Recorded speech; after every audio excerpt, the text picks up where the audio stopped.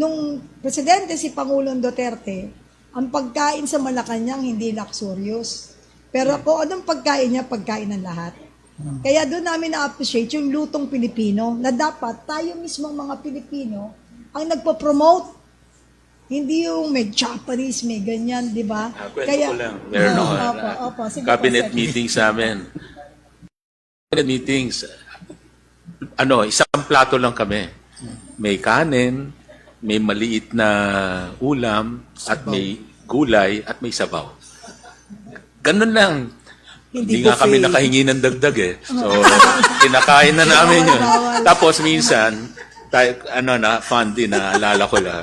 Minsan, parang di niya type yung isang maliit na ulam doon.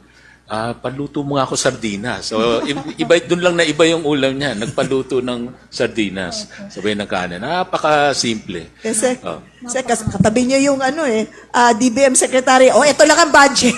Plated. Hindi pwedeng humirit. Alam niyo, maganda kasi yung example na binigay niya. Kaya sa amin, kami mga nagtatrabaho under yung sa administration Duterte, nakakahiya na isa kang taong gobyerno pagkatapos kakain ka ng sobra-sobra, pagkatapos paglabas mo sa opisina mo, madaming nagugutom.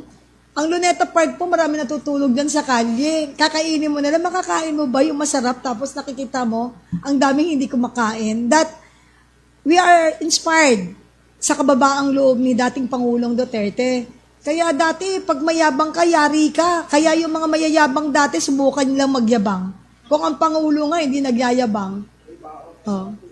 Kahit po magpunta siya sa hotel, hindi niya po na-appreciate yung pagkain. Kaya ang hotel mismo ang nag-a-adjust that they make sure na merong isda doon sa kanilang menu. Ganun po.